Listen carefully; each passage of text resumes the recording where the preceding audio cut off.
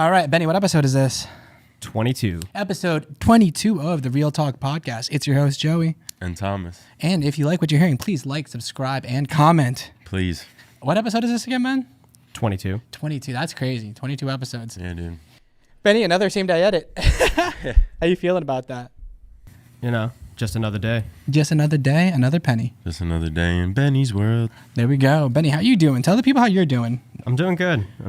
You know, just chilling. I like the bright colors today. Yeah. Yeah. You're feeling vibrant. Tell. Benny's normally a darker tone. Yeah, he's a dark tone guy. I decided to go with the blue hoodie today. Ooh, you're going to have to show the camera. Yeah. Blue hoodie, light jeans. Get in there. Get into With the runners. Show them the kicks. Yeah, show them the kicks. Ooh, get some extra B-roll shots of it after. But yeah, TP, crazy. It's Monday. Yeah, it feels like a good Monday. Yeah, fresh start, you know. Fresh start, new perspective. We're out here. I was out and about this weekend. Had someone come up. Yo, I love the podcast. Yeah. It was my aunt, but the fam always supports. fam's always supporting. We're big on family over here. There we go. Real talk. We're the real fam. We're real people. I feel like if you come on the pod, you're part of the fam. Yeah, for sure. Yeah, I watched a good movie last night. What'd you watch? Ben, what's the movie called? Benny doesn't even know. I'm blanking on it right now. Hey Siri, what's the new Jonah Hill movie? You People? Oh yeah, that's fine. Oh. Right, okay. Dude, such a good movie. That shit was fun. I was laughing my ass Yeah. off. But it was also deep at the same time. Yeah, it was, but they did such a good job because I feel like a lot of movies get like really deep into like social issues nowadays, and they got deep into it. But there's a but it was from relief. a completely different perspective. We got to get John on the podcast. Yes. I will say there was one shot that I know they must have had to rush through or do last minute because you saw like they were at like a basketball court in the park, and then all of a sudden like Jonah's talking to Eddie Murphy, but you know they're not really talking to each other, and it cuts to Eddie's face and his whole top head is like feathered, like it's like Green screened. Yeah. And in the background there's just one guy standing there like this, not moving at all. And I was, They had to cut budget for that. yeah, For that my scene. cinema eye saw it. They're like, Eddie Murphy didn't have the budget. Yeah. Yep. I think this podcasts are a great way to set the perspective for the week. I think if we start doing one every Monday, I think it's good. Mondays can be like a rough thing to most go people. into, to where if you're like going into it like, all right, you know what, like, all right, I'm gonna do this, and I'm podcast, do a little bit of this after, and you know what, Tuesday I'm gonna really be rocking. yeah, you're rocking. It's crazy because they walked in, just started doing a bunch of business shit. Like sometimes I wish I could just go in and just start, being creative, going straight to the edit, going straight to, you know what I mean, just getting into a zone. But Yeah. now I got to be looking up numbers and yada yada yada, and shit's just going through my mind, just calculating, fucking movements, scheduling, everything. But who do we got on today? We have on Kimberly Kravitz. She is a talented journalist with hands-on experience in the New York and Philadelphia markets. She has worked in several newsrooms such as WABC, Fox 5, and WWOR, and has built strong relationships with New York and New Jersey political figures, business leaders, and organizations. Her dynamic on-air personality and experience in delivering breaking news and features have made her a sought-after producer and journalist. Not done yet. One of Kimberly's notable achievements is producing over 200 original shows of Jersey Matters, which won her 2 Emmy Awards in 2017 and 2018. Everybody, Kimberly Kravitz. Woo! What an intro, TV! Let's go. I swear I didn't pay them to say any of that. Oh my goodness. Nope. That was so much fun. Your research. Thank you. We did as a team. As a team. Ashley, it's a team effort. Ashley helped out a lot Ashley. too. Really? Okay. She's the brains behind the operations team. Oh my. We got some unexpected situation. Never seen it before. Oh my I goodness. love it. It makes for a fun Yeah. conversation. 100%. Awesome. So how is everything? We'll get right. Nutty. Yeah. Everything's real busy. Yeah. I mean, even since since the last time I saw you, things have changed. Yeah. I started my own company, and now I'm working with News 12. So it's a balancing act, and I'm getting married, so we're putting in that wedding planning. Okay, well, congratulations. Too. Thank you. Thank you so much. Damn, that's crazy. So when we first originally met, for the people that don't know, we did an electric bicycle commercial in the city. Not my forte, guys. I mean, literally, we were running around Central Park. I think that thing had like 2 speeds. It was like fast and friggin' fast. It was crazy. I was gonna say those things were flying. I was. I was in a basket. I know. You were like running around. It was so fun though. That was a cool shoot though. Yeah, that was a crazy day in Central Park for sure. I know. Before you know it, it'll be like a year from now. It's crazy how time flies. Yeah, it's so insane. you guys have been doing great. I mean, the space is unbelievable. Thank you. I kind of feel like the pattern I'm wearing is like Goes another perfect. wallpaper. Yeah, it's awesome. I love. Thank you. So how long did you continue doing like modeling after that? Oh, well, modeling is like, it's kind of like my side gig, but I enjoy, every now and then. But like I said, being a journalist, you're more kind of just, you're doing your job. I like researching, producing, writing, like that kind of stuff, reporting. Did it all start with journalism? It all started with me asking too many questions when I was in the baby carriage. Like, that's what my parents say. They're like, this girl is just too curious. But yeah, I went to school for all this. So one thing that you may not realize is that people usually, after they graduate, have to go to like East Bumble to get their start. They have to move, uproot themselves from their family, take a job in like a small market, make their mistakes. And I was able to do that here in Jersey with the startup. And I stayed for 7 or 8 years. So it was like, that's quite a run for a first job. And I loved and I'm grateful for every moment. So wow, yeah, it's great. Yeah. And how did you get how did you kind of get your start? Did you do this in school, or like how did kind of initially start? Because you said you, as a baby, you were even curious. I know, so, like, yeah. Do you remember like the first thing you kind of like reported, or? Yes. Well, I'll answer your first question first. So like in school, if you decide you want to go to school for journalism, you can do it in so many ways, right? There's PR, which I didn't go that direction, but there's TV, radio, and print. So I tried out all 3 of those things. I was in clubs. And then what happens is you must get your first internship. That's really the first thing you have to do. So your first internship matters, and those contacts, they stay. You have to build on it's like chicken or the egg. Like, where can you build from? Yeah. And so what I did was I started with, we said like WWOR, they're no longer. They were in Secaucus. That was My 9. My 9 in Fox 5 was my first internship. And then from that internship, I was able to go to ABC.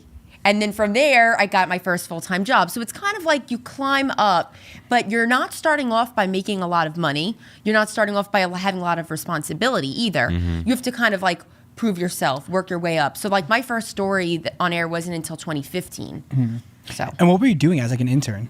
So interns, you have different opportunities. So like you can either focus on your on-air craft. You could be like running and gunning with the photographers and the reporters, which is what I love to do. Or you're kind of doing your research in the back, kind of like what Ashley did with our bio. But it's like you need to start somewhere. But then I think it's all about like that resume at the end is like, this is what I got out of that opportunity. Hire me, like you have to fight for you. Yeah. And it's funny how, now I started in 2011 and now we're in 2023. So I'm looking at like all these years where I still feel like I'm a kid in college. Like, where did the time go? Yeah. It's nuts. Yeah. And I feel like as your career just progresses and you get into like different levels, you start feeling like a kid again because you always dreamed of like what that was like. Yes. Like when you were a kid, Yeah. Especially when you're doing things that you would never dream of. Like, being on the red carpet, like I fangirl out, like I'm with, all these people that I grew up listening to and loving and celebrities and politicians. I'm like, what am I doing here? It's like that pinch me moment. And that's where it really is like so rewarding. Have you always had this like, because if it seems like it's a very like step-by-step process that you have to have a pretty positive, proactive mindset about it going into it. Have you always been positive and like? Lately, not really, because a lot of it has to do with like I'm not talking about the not fun stuff. Like you know how we've had a really nice winter. Let's be honest, we didn't have much snow, but like when I am out there and I'm covering a nor'easter and I'm slipping and sliding in Thunderbolt, like those are bad moments. I've also had some stories where I was like corralled into a breaking news crime tape, and crime mothers and people running around with God knows what's on them. Like those are the moments where it's like. Yeah. I can't believe I'm doing this. I can't believe my parents are watching this on TV where they're like, what is happening during this live shot? Like, it's just never a good thing to never feel completely settled because anything can happen when you're out in the field. I mean, look what happened recently. One of the reporters were were killed out in the field. I mean, you don't know what can happen. It's very unsettling. But that's why I started my own company, because I was able to include my breaking news stuff, but I also do the creative stuff like this. It's not good to have like a mental health situation where you're not sure what your day is going to look like. Oh, 100%. Don't you agree? Oh, the uncertainty is just, it's like, especially like when it comes to like your own life and like the dangers that come with it. It's yeah, crazy. and I wouldn't say I'm fearless. Like, this is not something I'm comfortable with. And sometimes, if you're signing up for work that day, your job is to go to where that story is. Yeah, it's crazy. Yeah. What are some of the positive stories that you covered? Is there anything that like stands out to you? Mainly positive. So I've done, not that this is positive, talking about the heroin crisis like we spoke about earlier, but that was a positive moment of my career to get, 500 people in a live audience to talk about it. Doctors coming out and people whose lives were saved, they've changed for the better, they're sober. Those are very positive stories. Then there's people, I've done a lot of stories with kidney donations, people that saved lives by giving up theirs, It's unbelievable. There's also a lot of nonprofits I work with, like the Girl Scouts of the Jersey Shore. I spend so much time with them. There's a lot of good in between those bad moments. And my management at News 12 is spectacular. They're all about safety first, right? So we thank them for that. So do you have, are they just like throwing stories at you that they want you to kind of figure out how you're going to tell the story? That's a great question. So it's a lot of responsibility on you, but when you come into work for the day, you have an editorial meeting. So you're meeting with, producers and content producers like what you guys are, and people, that are going to be shooting your story. Those are the photographers. And then I have to come up with like a few pitches. So I come out with my A, my B, my C, and they could be strong, but then something might happen that's breaking, and they're like, Kim, you're out the door. So it's kind of like you don't really know what to expect. So that's why I bring like 5 pairs of shoes. I have to bring layers of clothes. Like, I don't know what situation I'm going into. But for those who are listening, like reporters that are, maybe inspired by this, it's a crazy day, So that's kind of how that day goes. Was there anything, when you started for News 12, was there anything that like caught you off guard, or was something you weren't prepared for? Because I know you were running your own business. Yes. So I think that I was pretty well prepared, because I had my last job. We sold our station in January of 2022. Okay. So that station, it was called Me TV, got my start in a full-time New Jersey newscast. So we did everything. We went to, the political stuff. We went to the presidential conventions. We did red carpet stuff. So they prepared me. And I was producing there too. So I felt like, I could really be thrown into any situation and kind of find my way. So News 12 has been like very, very cool. They're understanding that people are coming from different places. And I really do feel well equipped with the people I work with. That's awesome. Is there anything that you learned from your internships that kind of translates to what you guys, or what you're doing now, like News 12 and like the bigger stations? It's funny. So much of it works. Like, a lot of it is rollover, but thinking back, it's 2011, things have changed. Like, social media wasn't really a thing then, right? I really don't think it was as big of a deal in 2011. I think people were on Facebook. Yeah. So that's a different dynamic. People in the field, like just people out there working, maybe are the ones that are the real reporters, because if there's like an accident that happened, it's you guys that are out there tweeting about it where I'm able to find the story. So that's something that's really new. But as far as what has like not changed is the consistency of the ethics of journalism. It's the who, what, when, where, why. It's your deadlines. It's that kind of stuff that still remains. When they toss a story at you that you might not be as excited about, how do you take that on mentally? Deep breaths and a lot of water. You're like, all right, like I still have 5 hours left of my shift. It's not really my call to say, no. It's basically like we're on our way. Yeah. It's like there have been times, guys, where I had a full story written, ready to go, and it took 4 hours to do. And then I have someone cutting that package for me. So imagine that story gets pivoted and it goes in the garbage. And you have to, it's a tough pill to swallow, but it's like, that's the beast, it's just the way it is. Yeah, sometimes it's just the cards that you're dealt. Yes. And it's like, no one's complaining. It is, sometimes things take precedence. Yeah, and if you have an understanding of that, then it'll come on less harsh than. Yeah, there's a reason why people quit this field. There's a reason why people don't persevere. There's a reason why they give up. You have to find your way. Like I said, if you are in this business and you're in it to make money at the start, you're really not going to. Like, you're really not going to, especially if you do have to start out in a smaller market. So you have to really love this craft and believe in yourself, because that is how you will become successful. Is there a specific story you remember that at first you were very like not about it? Yeah. And then once you were there and asking the questions, you were... So, perfect example, about a year ago, I was asked to go out to the Masters. Oh. The Masters is, like, for those who don't know, it's a slice of heaven, right? It's in the middle of Georgia. Yep. It's Augusta, Georgia. It's like 3 or 4 days of gorgeous golf playing.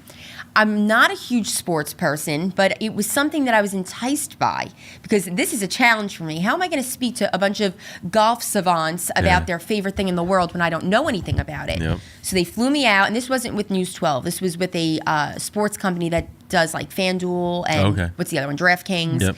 So we went out there and shot a bunch of content, and I was uncomfortable, but I did kind of like, I was like a sponge, and I just like soaked it all up, and I like wore my little golf outfits and just blended in. But it was a really like scary thing to be out like with a group of people I didn't know in a car. Like, I mean, you become friends after 3 days. I feel like I get that feeling sometimes, like when we're going on a shoot. At least you know who you're next to. Like, it was literally a chance that I took, so it was a little awkward. But that's like your own company. That's like, it's like, that's what happens. You have to take those jobs to like, to get that opportunity. 100%. You know? Yeah. Lisa was in beautiful Augusta, Georgia. Right? It rained like the whole time, but it's okay.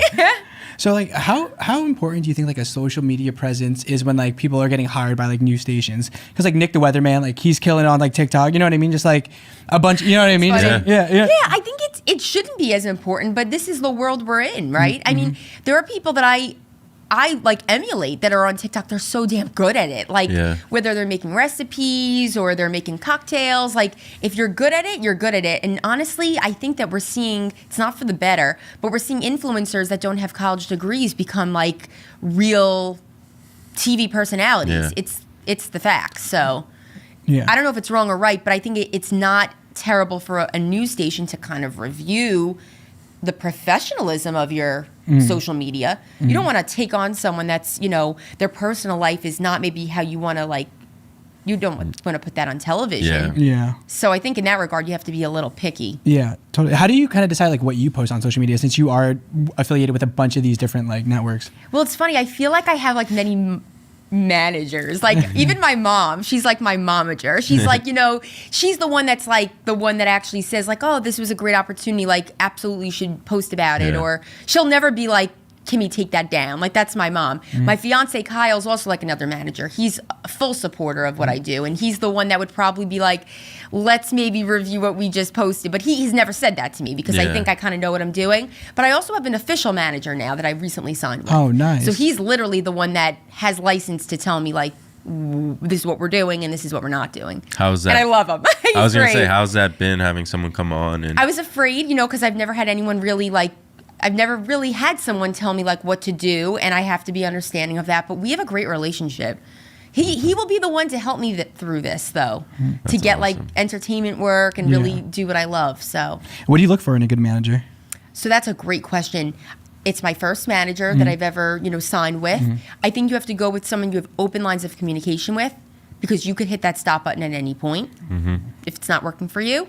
But you also have to trust them because they're working hard to solicit you and find you work. So those are the two things I know so far. Are there any like other like news people or journalists that you kind of look up to or replicate like your style of content too? Absolutely. There are friends of mine that I really look up to. There are people that have jumped from, that small station to, like even my girlfriend Heather, she just started at News 12 The Bronx. We were at our original station together at MeTV, and she picked up and left and went to Raleigh. And she was, do you know what an MMJ is? Multimedia journalist? Oh, okay. Where you're basically your own shooter, producer, editor, and reporter. She did that every day. So that's someone I really emulate. She's younger than me, but she's doing great. Like I really respect that hustle. And there's a ton. I mean, even like the Good Morning America people, Good Day New York. I love my like extra, Entertainment Tonight stuff. There's some really big players who have made it in this business that I like. I'm just excited to see where I can get. So that's awesome. Is there like, for people, like I know some people out there like watching the news is like they won't even tune into it. Like they write off the news. Have you like been talking to someone and like talking about your job and they're like, oh, you work for a news network? I mean, it hasn't happened to my face, but maybe people are like, oh, but I'm not the one coming out to like dinner with friends and being like, oh, this is what's going on in the news, or let's talk my favorite political story. I'm really not into it. But I think that there's a time and a place for it. Mm-hmm. But certainly people are more intrigued by the fact that I'm on the news than turned off by it. Like, I think if you know who I am, it's not, what I do is not who I am, if that makes sense. So I can eliminate the news at any point.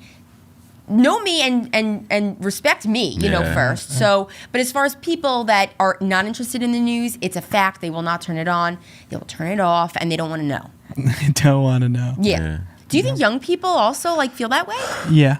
Yeah. It's like an ignorance bliss kind of mentality, I feel What about like Twitter? Like, I feel like the young kids love Twitter. I just think more so, like, for me, at the end of the day, like, when the news does pop on or I'm with a friend and the news pops on, it's like breaking story. Like, a grandma in Brooklyn was mugged, and then I know a lot of my friends are like, I don't even want to hear, like, I don't want to hear about that. Or like, it's more so, I think people younger are looking for like stories that are maybe more uplifting or like. You mean like the dead whales? Yeah. I mean, how many dead whales have we seen this year? It's been crazy. And people all over Twitter and everything, I mean, they blow up about stories like that because it's their Jersey Shore. This can't be happening on their, on their turf. And stuff like that is crazy clickbait. Yeah. Mm-hmm. Don't you realize it's like people are just they're finding videos, they're tweeting it out, it's all over, it's going viral. Yeah, it's just like there's so much now. I mean, most people like I'm 26, but like most people my age are just on their phones like every second they get,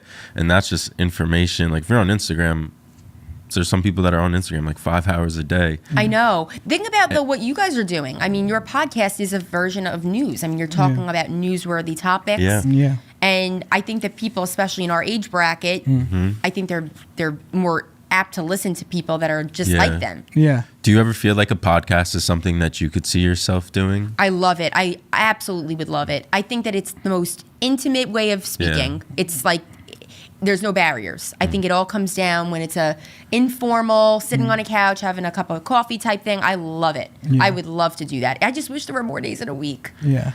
I always say like I wish I had like another like 2 hours in the day. Isn't it fun though? Like just to like sit down and have a conversation, get to know someone. Definitely, especially on like a Monday. We were literally just talking about it. Like there's nothing like, I mean, this past weekend, like I was getting like praise from one of my family members, like, oh, like you guys are doing such a good job, this and that. Are. And like I tell him, like I don't really like go back and watch like the episodes. It's more so like we're in the moment. It's in your mind. Yeah, we're in the moment. Yes. So it's like that. Like I'm more so.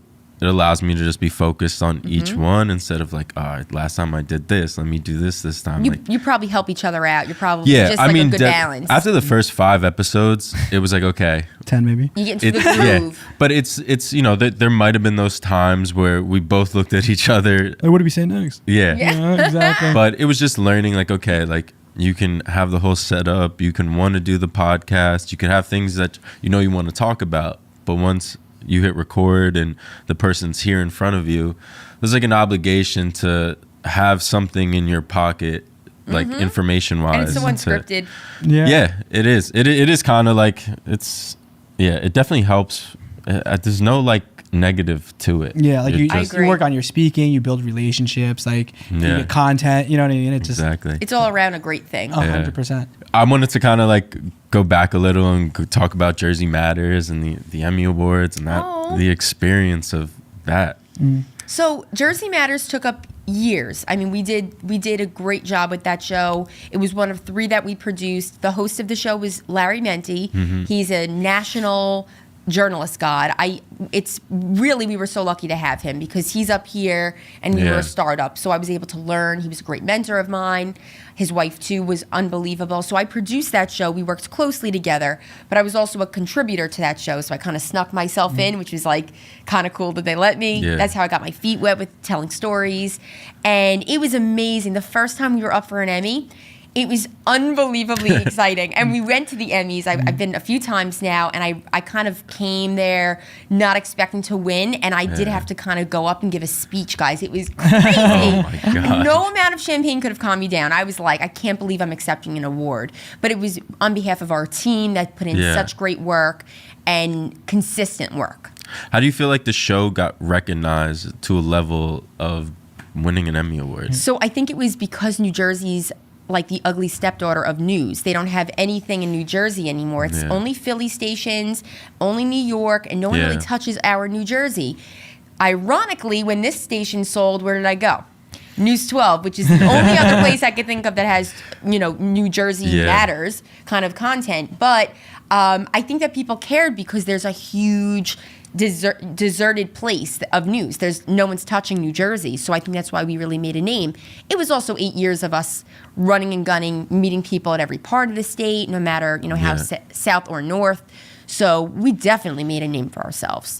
How does that work? Like, how do they go about picking the nominees? Like, is there credentials that they look for? Yes. So you know how with the Oscars that just happened, when there's a bunch of movies that are submitted, the judges who are on the inside all have an opportunity to watch those movies. And on the inside, they decide who should be, up for awards. It's the same thing with the Emmys. So everyone submits their work. Like, let's talk about your podcasts. You're going to have a bank of them, right? And at the end of the year, you could say, what are my top podcast episodes? I'm going to submit those for an Emmy. And that's the same thing that we did. The strongest stuff we submitted, and you basically pay your way to submit to the Emmy, organization, and then you get the call back saying this is where it's going to be held. It's a Saturday night. Get dressed up, and then you're there having dinner, and then they call you up, and if you win, you're leaving with some gold. So it was so cool. What was that like, getting up there and having to?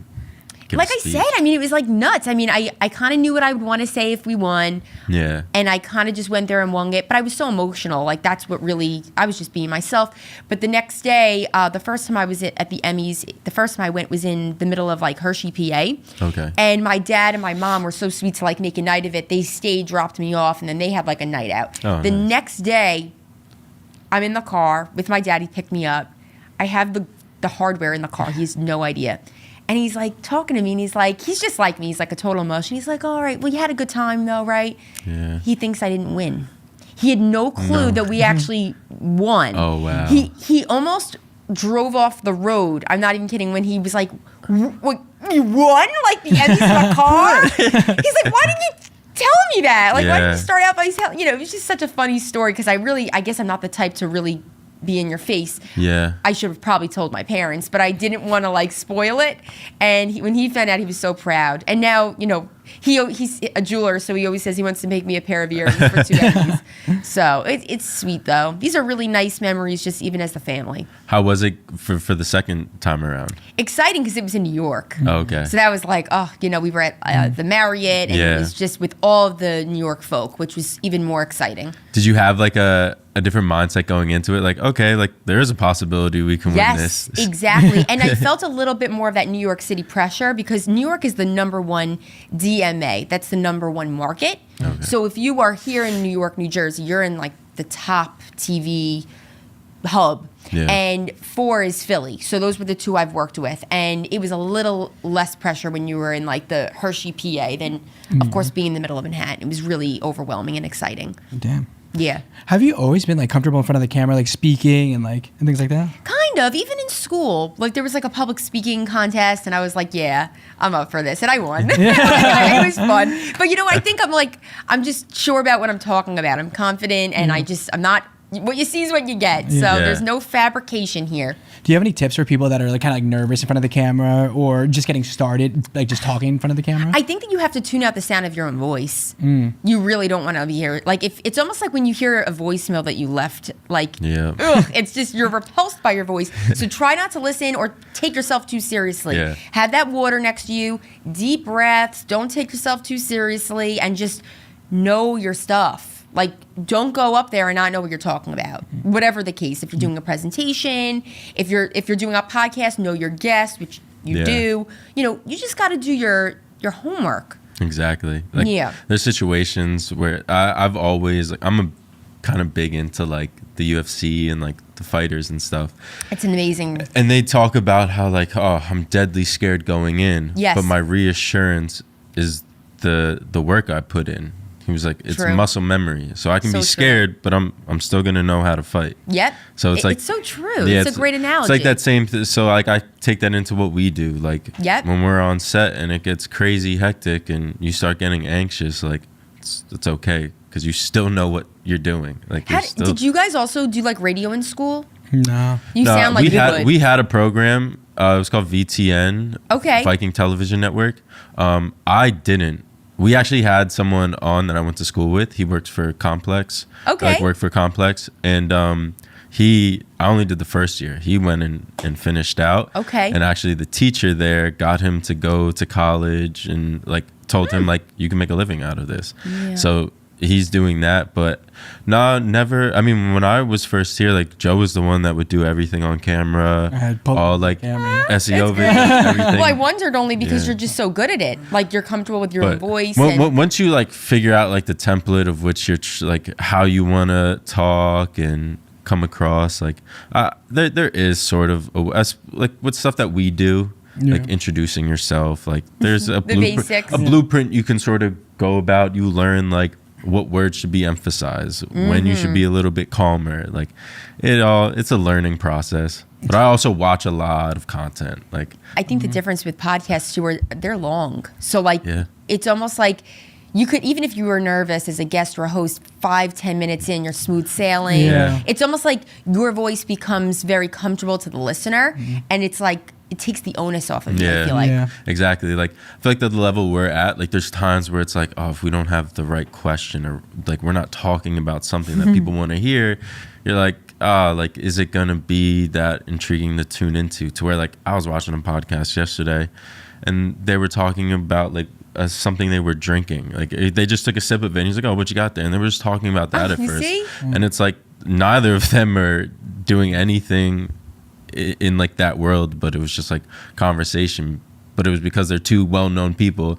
A lot of people don't care what they're talking about. They're it's organic conversation. Exactly. And everyone's curious. Yeah. I think that's it. Like turning this more into organic conversation. Huge. Like we'll have Ben tell us sometimes like it sounded too much like an interview. Oh, like, really? Yeah. And then we're like, okay, like we're allowed to put input in from our personal lives too. Exactly. Like, give examples. Like it just, I think our perspective is like it's turned into like each time it's a new conversation between three people. Like it's awesome. Yeah. It's a great setup you have. It's crazy. And then there's always the one person who gets right back on track.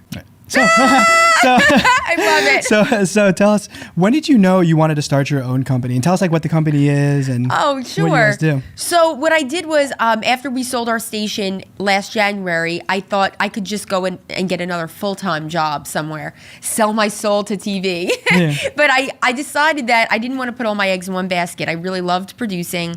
I love telling stories, but I figured with News 12, especially being okay with me being, kind of on a freelance basis, I work when I can, I was able to start a consulting company. So I was able to talk to young students that are going to school for journalism and help them because it's scary. Like, where do you go from here? Like, they're holding your hand in college. Yeah. So I got out of, I decided with Zoom, with COVID, I was able to realize that so many people from across the country, you could chat with online, you could communicate.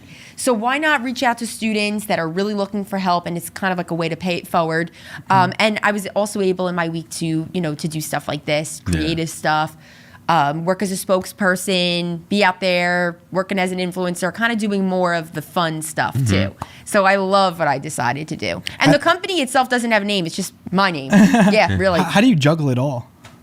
Just that Time Tree app is great. What is it? Time Tree is great. You just have it's a calendar app, and it's there, and you could share it with your partners. It would be great for you guys. And I'm half kidding about that's not how I get through the week. It's hard to balance it, but I'm a real busy bee. I also have a whole other side business where I sell. I have an e-commerce store. So when I'm not on because I'm constantly just talking to people, I can't after a while, and I need a break. Yeah. So I go to my e-commerce where I sell everywhere on all marketplaces, and I buy and ship and sell, and I buy and flip and sell, and it's the most relaxing, fun hobby. It's so fun, guys. That's so fun. I love it. And no one knows. Like, I don't talk about it. But I think I decided recently that I'm going to start promoting it on my personal page. People would never think that you could make quick money online. Yeah. And it's just a fun Just flipping avenue. things.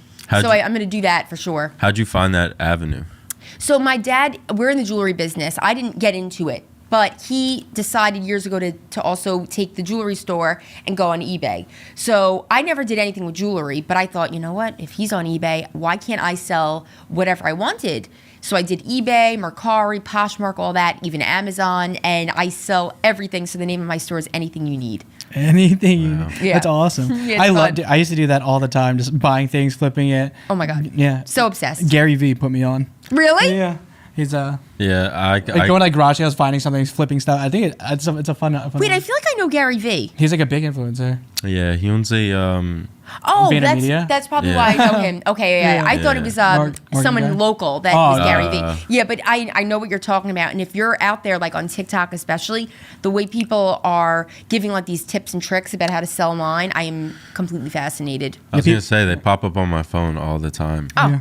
And people are hoarders. Like if you looked around your house, you could sell like half the stuff in there. 100%. And it's hard to balance that with my real job. Yeah. But I like it because it decompresses me. It's like it's just my chill time. Do you ever go to Costco and like scan the barcodes and like do like that Amazon FBA thing where I really should because You know I'm what I in mean? Costco and I'm there to like buy stuff for the house, but at the same time I'm like, oh my God, I could sell 100 Look at all these razors. things. Stop it. I'm only kidding, but I've not been there yet where I'm like, I can't even wrap my head around Yeah. Costco because I'll be there like Oh. twice a week. Then. That'd be nuts. The place is funny. rapid fire. Rapid fire. All right. So Oh. we do this section on our podcast. Sip where of water. Yeah, we give you rapid fire questions if you want to answer it in like a sentence or less. Cool. Yeah. Favorite place you've traveled? Italy. Your favorite store you covered? The VMAs. The VMAs. Video Music Awards. Dream story to cover. Or not maybe dream or just one that pops into mind of one you'd want to. So I'd love to do something on what I was just explaining. I want to do a flip thing. That's I would love to pitch that into a show. So I think that'd be like my favorite story because I definitely want to make it into a show one day. Dream collaboration. Bethany Frankel's awesome. I think we have a lot in common. She's a cool Jewish girl, and she's really savvy. I like her. I would love to collab with Bethany Frankel. And we drink. It'd be fun. She's like Skinny Girl Margarita. I love that. Favorite movie? The one that makes me laugh every time is Dumb and Dumber. That's like a go-to, but it's not my favorite movie. But that's a One gold that movie for me. Hidden talent. I cook really well. Ooh, best dish. You guys are really good at this. I like making pasta puttanesca. Ooh, what is that? Yeah. So it's are we able to Yeah, understand? yeah, Okay. explain, yeah. So it's spicy red sauce with olives, anchovies, garlic, and onion. I love it. It's simple pasta, but delicious, and it's a great Italian dish. Like it's straight out of Italy. I was gonna say, actually, when you were explaining it, I feel like I've had that before. Really? Yeah. It's just delicious, spicy, simple, delicious red sauce. You're from Freehold, right? No, I'm originally from Old Bridge. Old Bridge. Family's from Staten Island, Oh. Brooklyn. They had me here in Jersey. Best pizza place in Old Bridge. The best pizza place around here in Jersey, I like Danino's Clam Pie a lot. Ooh. And I like Scala's Pizza. They're in Long Branch, West End. Yeah. But Old Bridge, I don't think that they have like the best pizza. Or they have Crispy though. They're pretty good. Crispy's good. Crispy's What did Jamie say? Jamie said, I think Jamie might have said Danino's. A bunch of the pizza places I'm not familiar with. Okay. Yeah. But 'Cause those are I'm- like three because Yeah. Old Bridge is the one you asked. So I had to Yeah. include. But Crispy's good in Old Bridge. Yeah. Me growing up, it was L&B Smony Gardens. Good Oh. stuff. I wasn't floored by it. I wasn't Yeah, floored by a it. lot of people aren't. For me, I grew up on it. So Yes. it's just like something. Is that the square pizza? Yeah. Yeah. But there's actually a place in Jersey, I want to say, that apparently does it better. Okay, I gotta find it out. Yeah, I want to know. it was on a show I was watching. Okay, Look good. I would try every pizza shop out there. Like I would have no issue being like the Barstool review guy. Like, I think that's an amazing job. That's a good reporter. Yeah. What's a piece of advice you'd give your younger self? It gets better. Growing up's really tough. I hated high school. I hated who I was in high school. My confidence wasn't there. I feel like I know myself more, and it does get better. Life's good. What would you tell someone who's lost within themselves?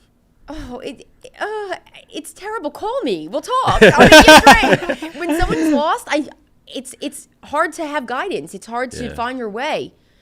My advice is it gets better. Do you feel like it's important to have it's not really rapid fire, but important to have a mentor? Yes. I think one of my mentors is my younger sister. She's 2.5 years younger than me, but yet she's like my older sibling. She's someone I look up to. She keeps me so grounded. She's a big motivator because she's like a successful businesswoman. She runs her whole, she's a dietitian. She has her practice. Someone like her is a great mentor because we're women and we stick together, and together we get so much, we're great together, great team. Awesome. Yeah. What's one key lesson that you're teaching like your students that you're consulting for? So they have to take it seriously, and like these internships you're not getting paid for. You're getting underpaid and overworked. So my lesson is that if you're going to do it, show up on time, work hard, let them make sure they remember your name, because those contacts are going to help you get to where you need to go next. So that's my piece of advice you would give your older self. Soak in the moment, take it all in, don't rush. And where can the people find out more about you?